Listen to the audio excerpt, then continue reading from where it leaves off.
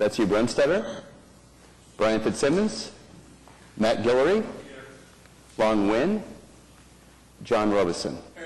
Okay, we have a quorum. Item 2A, approval of the minutes. Are there any questions or comments about the minutes of May 28th? If there are no objections, then we will consider the minutes approved by unanimous consent. Next item, 5A on the consent docket, 1112 Northwest 23rd Street. Are there any questions, comments, or motions?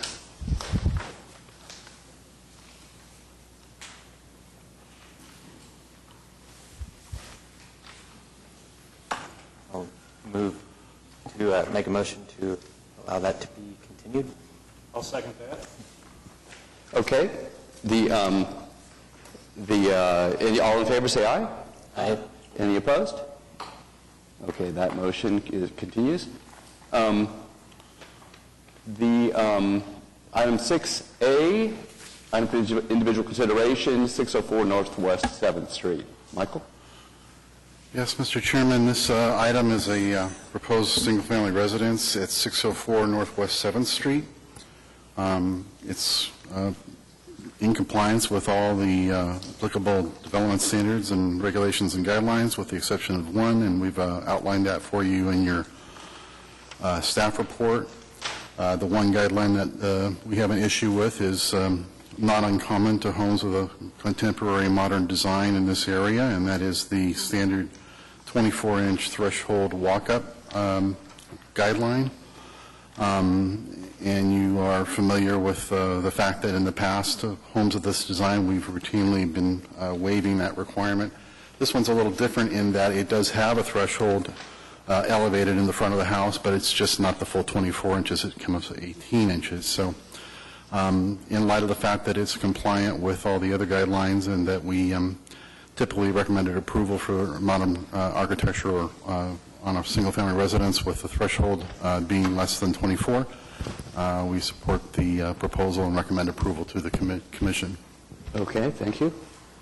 Any questions about this?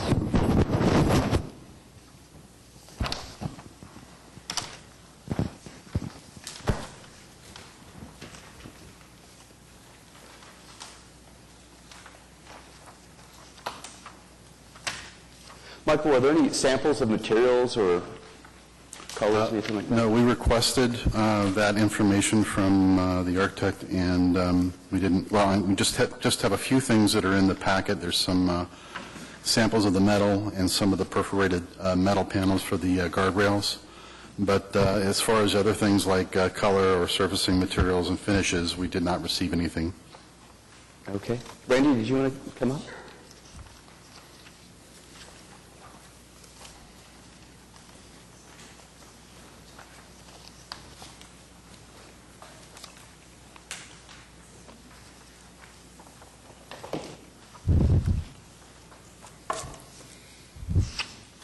I'm Randy Floyd with Randy Floyd Architects.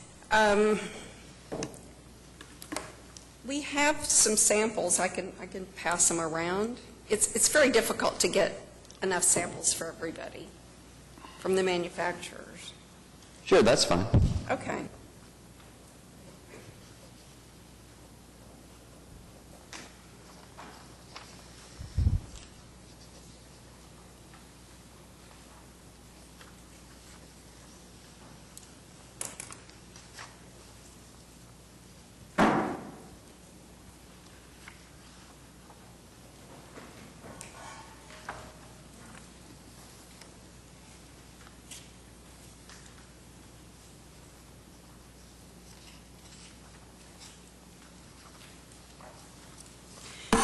So what Paula has now is the metal metal panel sample. And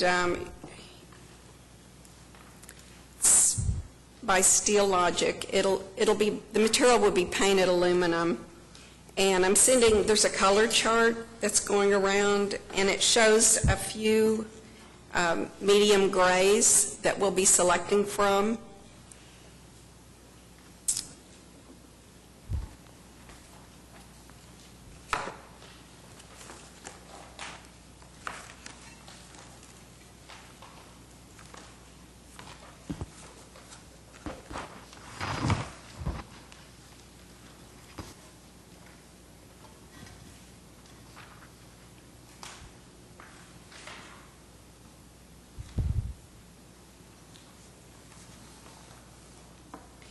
Then I have a sample. We're going to use a modular brick that is smooth.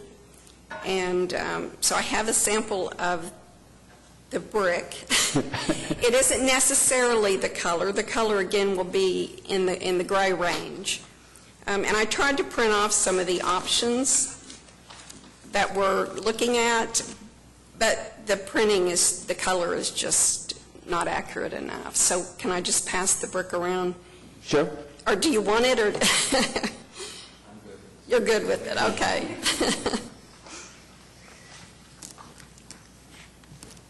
So those really were the materials that I was asked to furnish samples of. Randy, I had a question, and obviously it's a gorgeous design.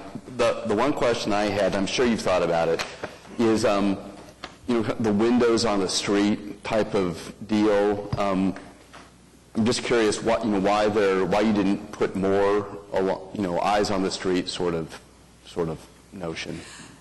Why we didn't put, well, the living room has windows all the way across and even above the entry. It's a 2-story living room, and the stairway is on that north wall. So you really couldn't put windows there on the lower area of the stair. Now, we do have windows solid above the landing. Then there are windows in the, on the left-hand side of that photograph, both up and down. Honestly, we have so much glass in the back of this house, the structural engineer had a hard time getting the lateral load, that diagonal bracing that he needed. And a few windows had to actually come out. Okay, thanks. We did do, though, a nice big front porch that we think will have a lot of activity on it. The owners really wanted a covered front porch so they can sit out and watch the street activity. And then we have the courtyard to the side of the living room on the right side of the rendering, and that has a lot of openings in it. Okay, great. Okay? Thank you. Just to piggyback off of George's question, it does appear that you could potentially put a little bit more glass next to the front door and create that activity, that engagement with the street and with the front porch. The side light looks like it's about maybe a foot wide. Right, it is about a foot wide.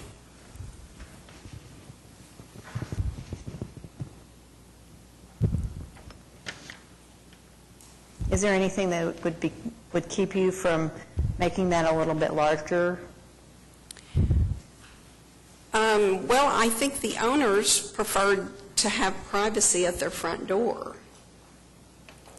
So if we had a larger window there, it would probably just have a roller shade in front of it.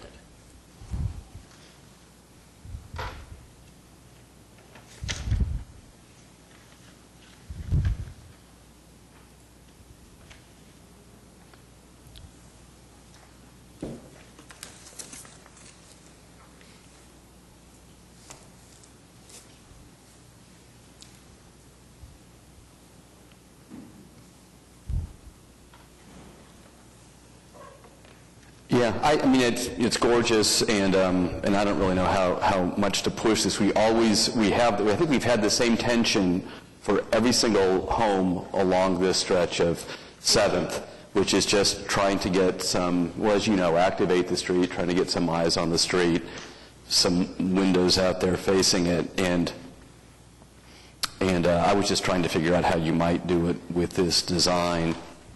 I know, in the Hook residence, which is not, exactly this, of course, but somewhat similar feel, you have that first floor, you have kind of an L-shaped window coming down, and that somehow activates the street. I don't know if you could do the same thing here. Well, that particular part of the house is offices. So they particularly wanted the high windows there. Okay. You know, it seems to me it's very much in keeping with what's been built and what's been approved. Do you disagree? Well, again, I think it's gorgeous, but also, again, I feel the same tension with this house that I have with some others, which is the windows on the street. And I understand the need for privacy, but I also like the idea of if there are pedestrians walking along, they're not going to feel as if, the home is kind of protected from the street as opposed to trying to engage with it. And I might be the only one up here. I'm not going to, I don't know if... Well, I know in the past, the board has made lots of houses add a gratuitous window or two. And I don't know that necessarily in agreement with that every time. That has happened in the past.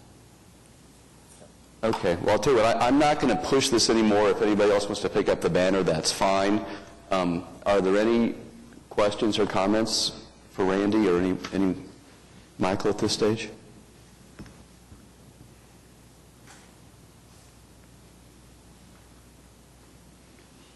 No? Any motions? Move we approve. And that includes the approval for the minimum elevation of the front door. Yes. Okay. We have a motion by Mr. Robeson. Do we have a second? I'll second that. Okay. Mr. Fitzsimmons, second. All in favor, say aye. Aye. Aye. Any opposed? Okay. Thank you. Thank you very much. I appreciate it.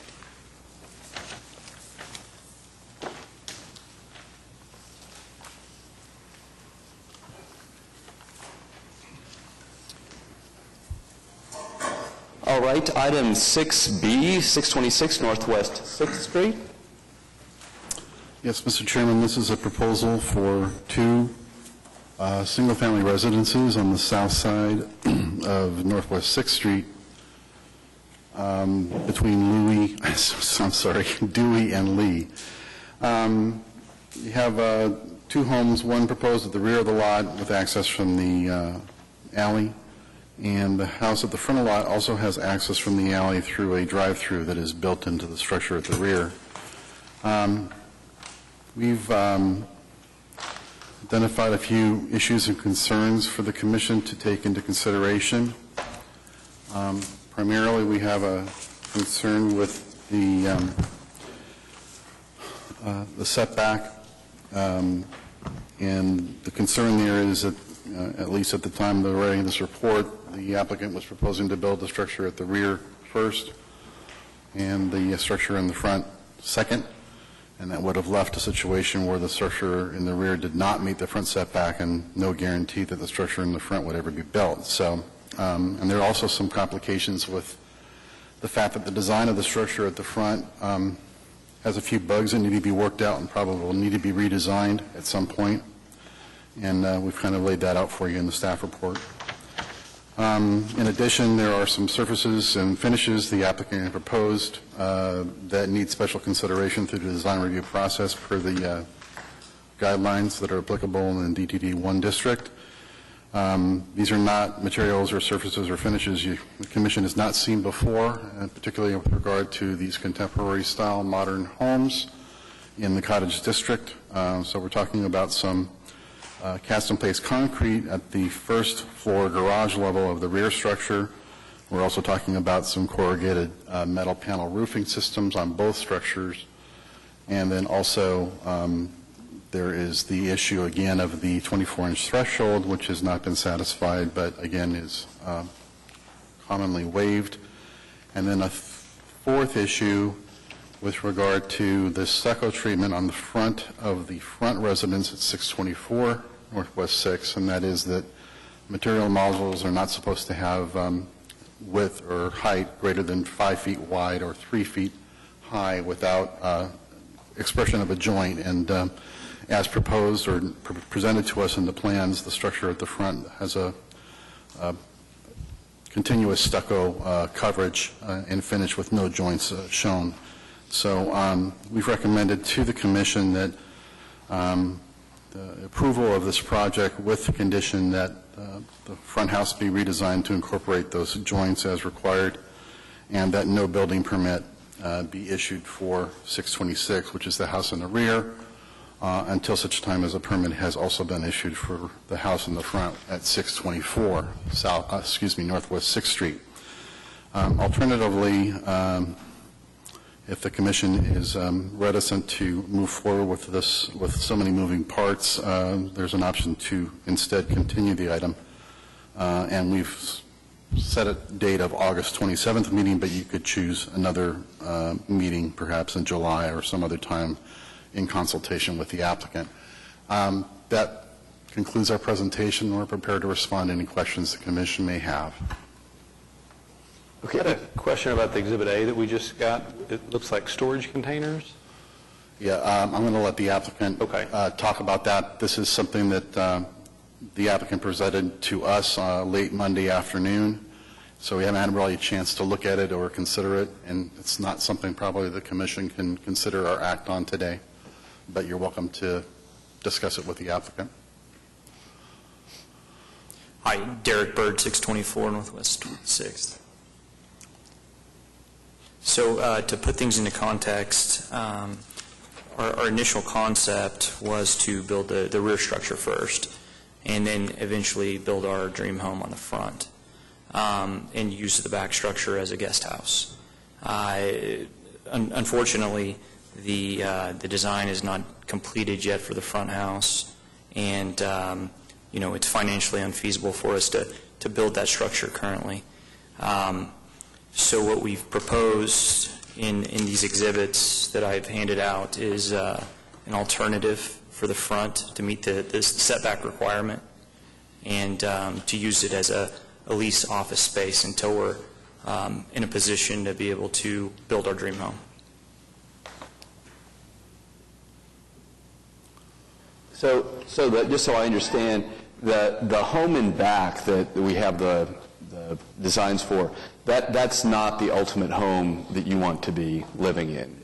That is correct. Okay. We plan on living in there during the process of designing our front house and that type of thing. So. And the option, the alternative approach of just not doing anything in the back but building a home up front facing 6th Street, that just financially is not feasible right now? Is that? That's correct. Okay.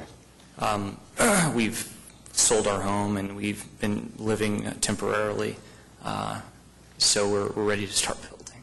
Okay. And so what you've just shown us, the container structure, and maybe we can't even decide upon this one now, it's on purpose kind of a temporary sort of structure so that when you do want to build your dream home and it's financially feasible, then you would put it on that spot. Our intent is to reuse the structure, the office, and actually build onto the backside of it and increase its size and design. And, that's just an option. If you'll turn to Exhibit C, I've laid out 3 possible solutions for the setback, if you would entertain them.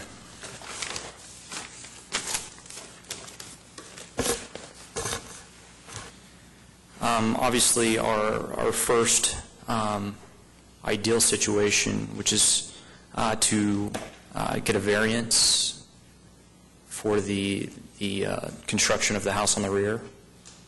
And whether that's possible is I'm not sure. But I've also provided 2 other options. One of them is to build the office space that I'd be leasing out on the front to at least suffice the guidelines currently and to better the district.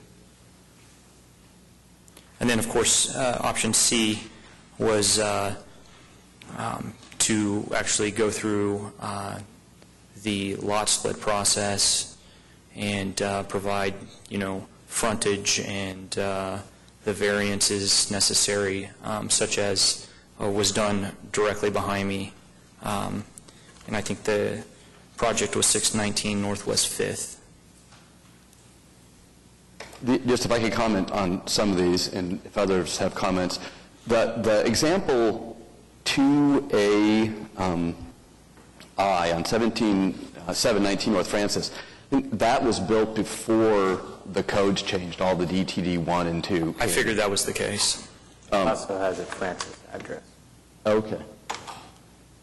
And then the B is approve the construction with a proposed design.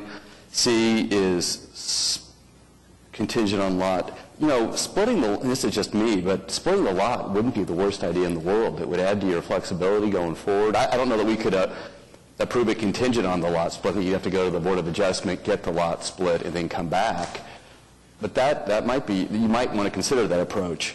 D, approve out of the kindness of our heart. The mayor's office actually screens for that, and no one up here has any kindness in their hearts. I figured that'd be the case as well. Yeah. George, can I add to that, to your summary, that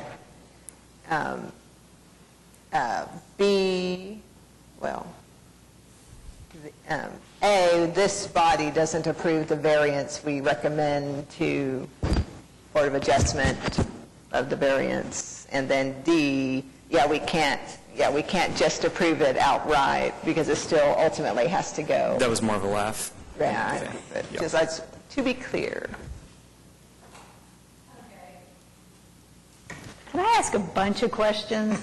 And everybody in this room can probably explain these things to me, but I need to know, you said the front building, and I assume that is what we got, this picture? No, ma'am. That's the back building? That is the alley access. Okay, That's the house we would be turning into our guest house eventually. okay.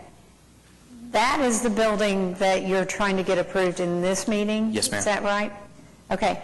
And anything that you delivered to us today, unless it's an embellishment on what you've already given to us that we've been reviewing over the last few days, this we can't approve. I just wanted to precurse our next meeting. Okay.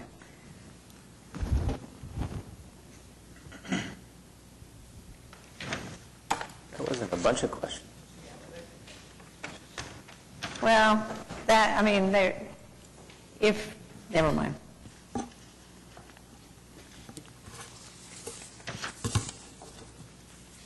So, Michael, we have an issue with the fact that this is being presented and nothing's being presented forward on the site, right?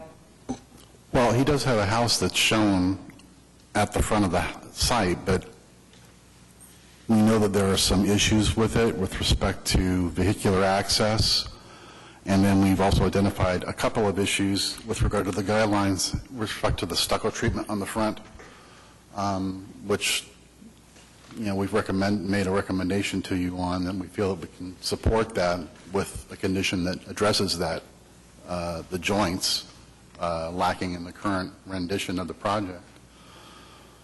So is there a question about being able to approve this without having approved a building that adheres to our setback requirements? I'm sorry? Is there a... Well, Michael suggested in the staff report that yes, we either continue it, which might be the simplest, or that we have this contingency that no building permit be issued for the back house until a permit is issued for the front house. And just so you know, that's a condition that the applicant's not prepared to live with. Right. What I would suggest is that we continue this, and that you think about your options, and maybe the lot splitting might give you what you need if you can get that passed. And I also would say I agree with the stucco facade. Not only is it code, but I think it'll look better. And not that you need, I know you're a designer, not that you need my input, but Dennis Wells' former house on Francis and 7th, I think does a good job with those joints and breaking up a large stucco wall. Fully intended to. It wasn't reflected on the elevations.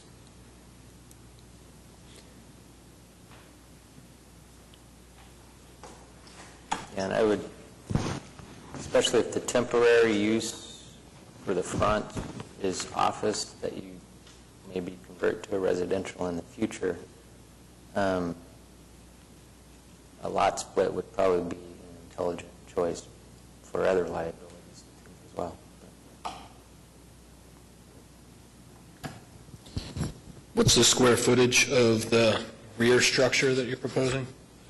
It is in the, I don't have a copy of the submittal.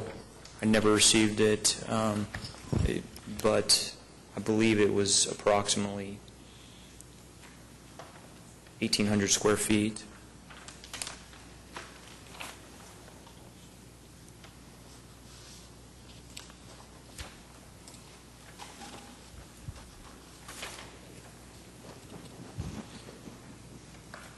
Yeah, the square footages are not indicated on the floor plans, so 1650.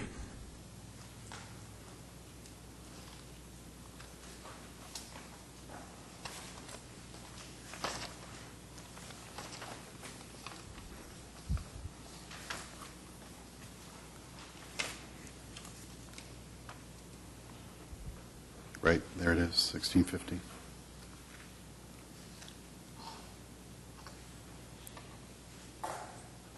So if I might, would the commission consider approving both structures? And then if I did decide that once the estimation process is finished, that it is financially completely out of the question, then I could come back with an amendment and revisit the front structure. I'll just speak for myself. I could not vote in favor of it, knowing that that first structure is kind of a placeholder and that so much is in flux. I would want to have more clarity. Okay.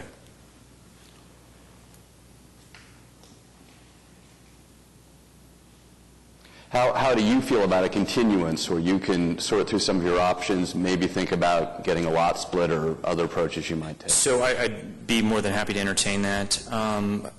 What would be the, what requirement would I need to bring to the commission as far as just the information that I did file, the lot split, or, it's going to require a variance, and I'm going to have to go to the Board of Adjustment for the lot split. It's, there's more to it than just simply filing with the zoning department for a lot split, because you have to have frontage, which I believe is a minimum of 25 feet, and that's a 50-foot lot. And so I'd have to get that, go through the Board of Adjustment to make that happen. And that would be quite a process, and it would probably put us out of construction, at least for the summer. In fact, it'd probably go into the next year. To answer the first part, and Michael or Lisa can jump in, but to go through that, as Lisa mentioned earlier, we would make a recommendation. It comes to us, we make a recommendation for a variance. And then regarding the timing, that's really up to you. I'm not going to argue that it would be any sooner than you've suggested. I would say, and Brian mentioned this, I would think long and hard about it, because given what you want to do in the future, and this, in your example at 619 Northwest 5th, where there's a different owner on the back parcel than there is on the front. It might add to your flexibility, investing some time up front now to make sure you have optimum flexibility going forward. Sure. I completely understand that.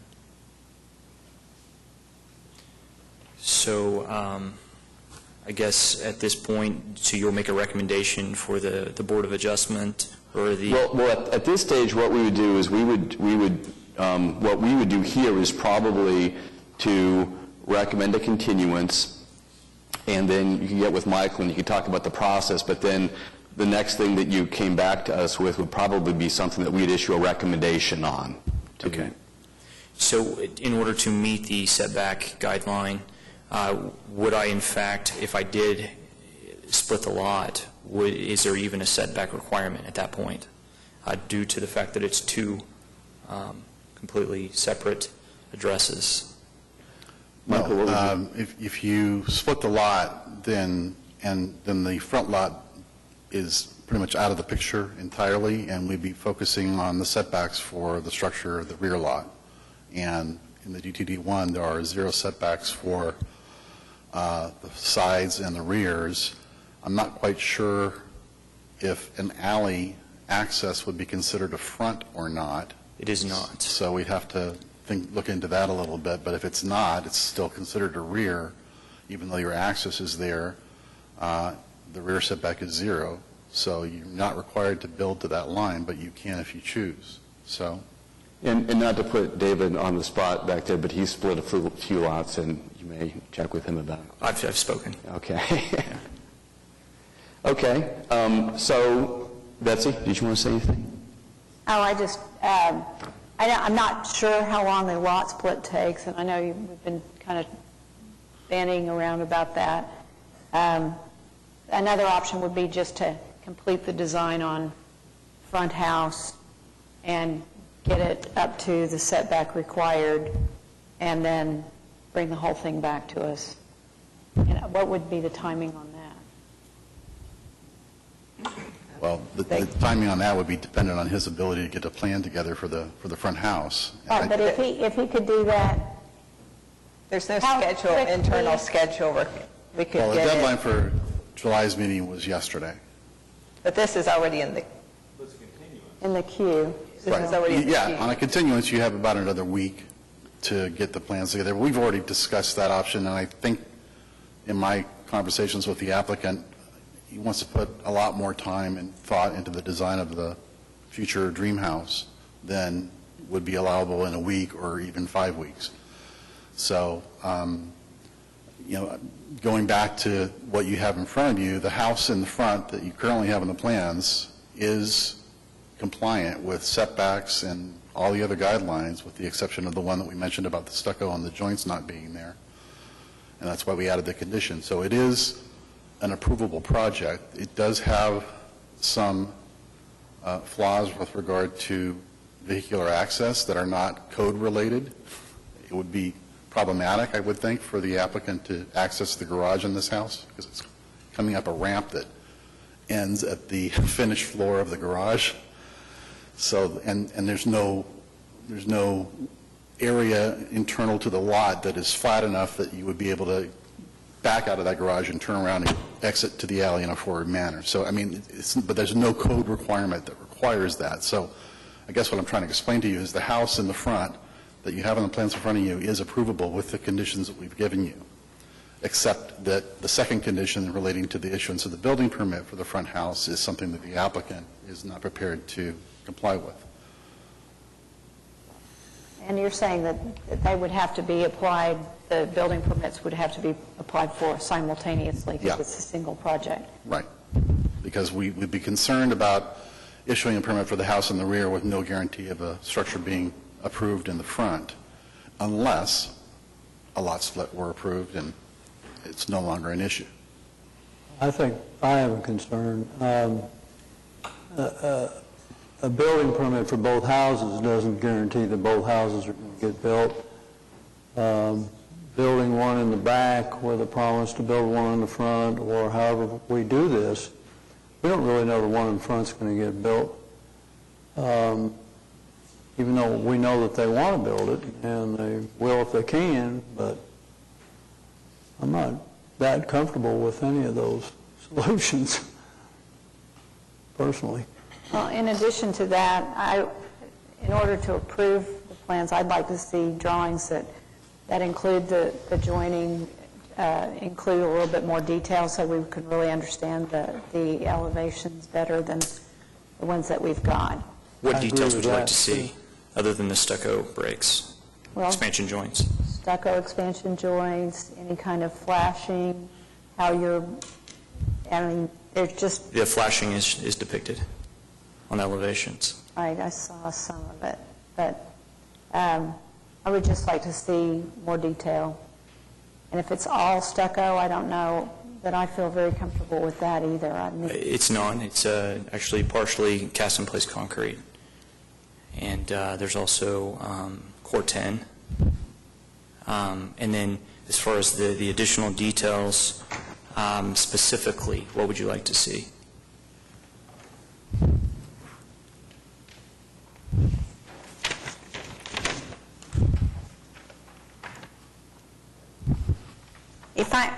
okay, is it sheets E5 or and beyond, or is it the front sheets? Because I'm confused about that. And So I think what we should probably do is disregard the handout that I gave you guys today. Right. And then reference the packet that was submitted through Michael.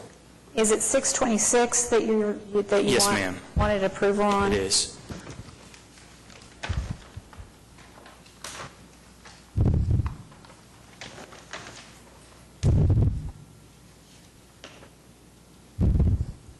I'd like to see more detail, and I'd like to see less stucco, actually. I mean, that's my preference. Okay. What materials would you like to see? It's not up to me. But So you would just like to see a Just, bit larger variation in more materials? on the scale facade? to the structure. Okay.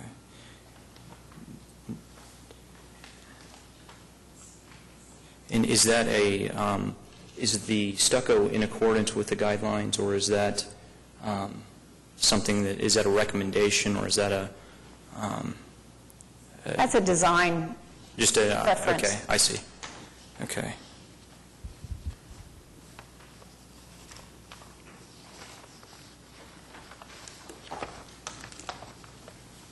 Any other details that you would like to see it added? Well, I'm interested in a little bit more durable materials, and stucco isn't always the most durable material. So, I mean, that's just... So something maybe like a additional Corten. I'm not trying to design your building. No, I'm with you, I just- understand.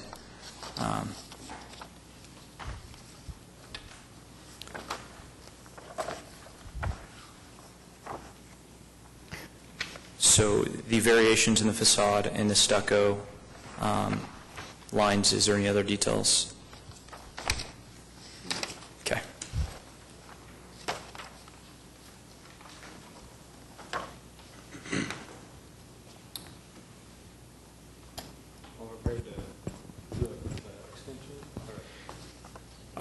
Well, I think Matt has a question I here. just have one more question for clarification. This is a little bit of a convoluted process here.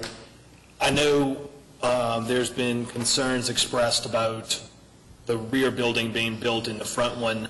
There'd be no guarantee that it was going to be built. If the lot is split, there's still no guarantee, though, correct? That's right. But it's not an issue anymore because the front setback is not a consideration. Right. But, I mean, in terms of, from a legal point of view, it's no longer an issue, but from a design and how it appears from the street, it's still 6 of one, half dozen of another, right? Right.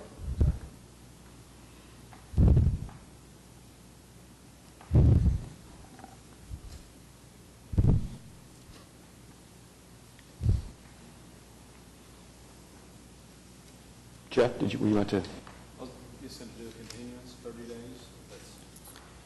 So within that continuance, If you're going to be continued to July, we would have to have any new materials information by next Wednesday.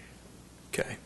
So that would be the, obviously, I think the prudent way to go about this is, like Mr. Fitzsimmons said, to go forward with a lot split, and then we'll essentially just be assessing 626 Northwest 6th at that time. And, yeah, I would like to probably come back in July.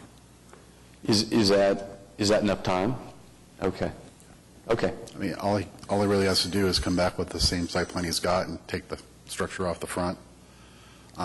We'd probably like to see an indication of where the new lot line might be located on the site, but it's not part of the approval because we're...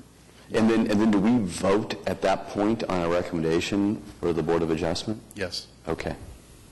Okay. Jeff, did you want to go ahead and continue? Yes, please.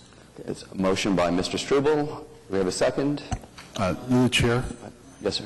can we specify 30 days is not always the most accurate measure because of the calendar, the way the calendar falls. So I'm not sure what the third Wednesday in July is, but Continuance to the July meeting?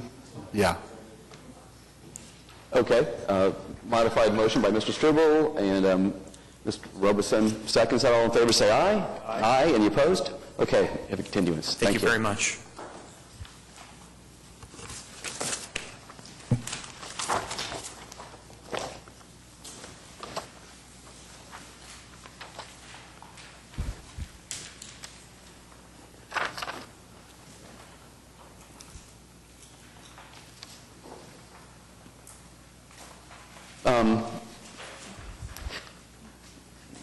All right, communications, item 8A, Michael? Yeah, we have a few administrative approvals that have taken place since the last time we met. First one is a second round of minor revisions to some window and door openings on the RISE project up on Northwest 23rd. Second project is revision to a house in the cottage district to remove a window on the west elevation. And the reason for that is because the wall that window is on the property line, and there's a fire code issue, had to be removed. We have a sign on Shepherd Mall, and also some awnings on a commercial center in the Asian district, replacing 2 and adding 4 new ones. That completes our report on that item. Okay.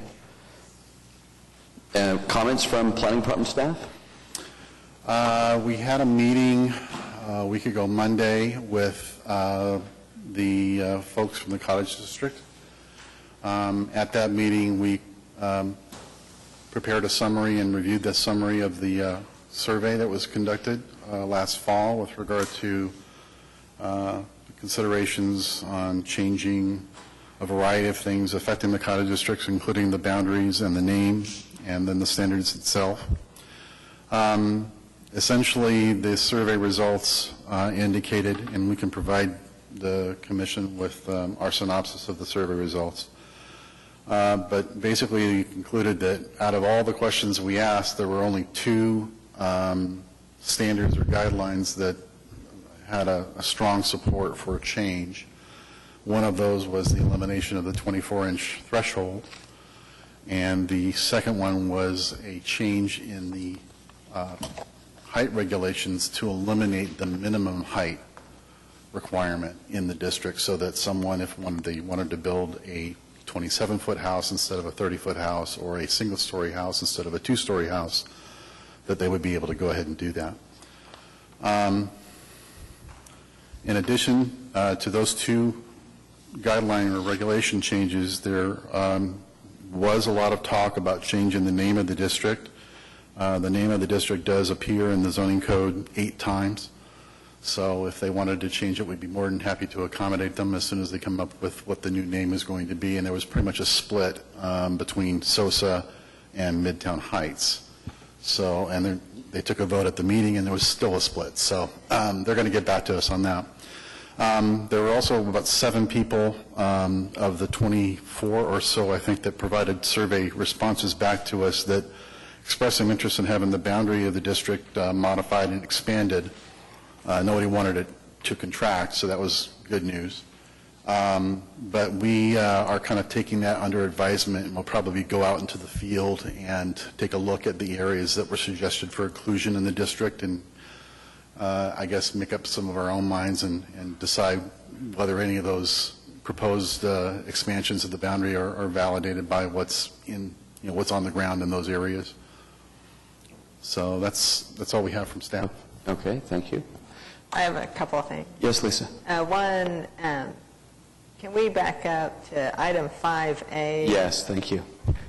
It was happening so quickly, and I guess my attention was diverted. The motion was to continue it, but the sought action was to Approve it. accept it as part of the consent, to consent to it, correct? Right. And I think maybe But there was they made a motion to continue. the motion was to continue it, and that was seconded and voted on. So can we go back and maybe revisit that one? Pardon me? Okay.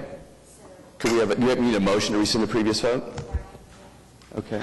So did we intend to continue it, or was that a, I think, well, Brian, you can speak to it, but I think it was continued, was written in italics down below to let people know where it had come from, and maybe that was misread as a staff recommendation. Exactly.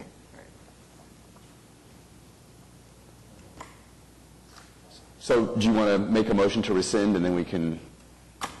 I'll make a motion to rescind what I did. Okay. Motion by Fitzsimmons, second by Struble. All in favor say aye. Aye. Any opposed? Okay, that has been rescinded. And now, Brian, anything on your mind? Any motions? Not about that. I got things on my mind. Okay. I'll make a motion to consent, approve the consent docket. There we go. Excellent. Do you have a second? I'll second that. Okay, that motion by Fitzsimmons, second by Struble. All in favor say aye. Aye. Any opposed? Okay, that is approved. Thank you, Lisa. Okay, you're welcome. A couple of other things. Some of you may or may not have already heard, and some of you may or may not. I think just about everybody who's built anything in the city in the last 15, 18 years worked with Scotty Montgomery at some point, either when she was on 8th floor or 9th floor, but she passed away yesterday Oh, my gosh. morning. Oh, my gosh. So the entire department is in mourning for her. Her memorial service is Friday at 3, this Friday at 3 at Memorial Park Funeral Home, which is on Kelly. So I will send a follow-up email so you'll have the address. So my apologies if this is the first that anyone is hearing about it. Oh, my goodness. August 15th, we are scheduling a meeting with all of the commissions and allied interest groups to review our proposed changes to demo ordinance. Right now, the guidelines in UDC and Scenic River and downtown are kind of on the weak side. So we hope we have made meaningful improvements to them, and we're going to review those with everybody at a meeting on August 15th. You'll get a Evite. And that will not be the only time anybody will have to weigh in on it. I think we scheduled it for 2. No, late morning. It was like at 10 to 11. 10 to 12 at 420 West Main. And then, I guess ideally, after we have that meeting, then we would be bringing it to all of the commissions for approval in September, October. That might be optimistic, but that's the plan. Lastly, in December, we're planning a commissioner training workshop event, which there was one that some point back, several years ago, that some of you may have attended. It'll be most likely at the Cox Center, and it'll be a multi-hour event to educate everybody further on the guidelines, protocols for meetings, so that in 2015 we can all be more productive and strategic in our work. And it'll be for all of the commissions will be invited to attend that event. We picked December since oftentimes on many of the commissions there's no December meeting because of the holiday. So we thought we could squeeze it in there. what is the date? There's not an exact date. You'll get a invite imminently. So if anybody has items or thinks of items that they know they would like more information on, send me an email so I can integrate it into the agenda. That is it from me. Excellent. Thank you. Okay, next meeting date, July 23rd. If there are no other comments, we will consider ourselves adjourned by I have- unanimous consent. Wait, stop. I have a quick item that has come to my attention. Last meeting, we heard the little parking area behind the apartment complex on 8th Street, and it kind of spans over an alley, and those people are allowing access to people down that alley, continuing. We have, evidently, there have been a lot of alley closures. This actually happened in the downtown area. There have been alley closures in order to gain control of the alley so that various activities couldn't happen, like homelessness, and like camps, homelessness. Well, recently, an application came up. We didn't pick up on it at DDRC, and somebody has built a fence over the alley so that there is no longer access for services down that alley from, like, trash services. And all of the other properties along that alley are going to have a deficit because of it. So I think we did a lot of due diligence on that, the application with the parking on that alley, and I thought that was great, but we do need to continue to watch that. You know which part that I'm talking about? Yeah, I was just confirming, you're not saying a fence was built in this stretch, you're saying in another block, the alley was blocked off. In the downtown area. So, anyway, that's something I want to bring up with DDRC too, because even, I mean, Black and White, the owner of that fence has the right to do that. Put it out there as long as, I mean, and there are still utility easements up and down that alley. So that alley was vacated not for utilities, but just for people, I guess. I don't know why it was vacated. But evidently that's been done quite a bit, and we need to just be very diligent to make sure we watch that, we ask the right questions, and fortunately the owners of the adjacent properties in our case came forward and made sure we were aware that they were not happy about any potential closing of that alley. The case you're talking about, had the alley been vacated or not? The utilities were not vacated out of it. It's a little, I'm not completely sure what's going on, but I do know that it's the street, it's the alley between Sheridan and California, and it's like next door to the new elementary school, so it's the little law office. Mm-hmm. It's new on the corner there, has built parking and a fence back into the alley, so no longer can trash trucks get back there. Oh, okay. So it's just unfortunate because now the guy, he says it's my land. Right. And so your message to us is be vigilant when we come up with these alley-related issues. Exactly. Okay. Thank you. Okay. Very good. Thank you, Betsy. Anything else? Any other comments? If there are no objections, we will be adjourned via unanimous consent. Thank you.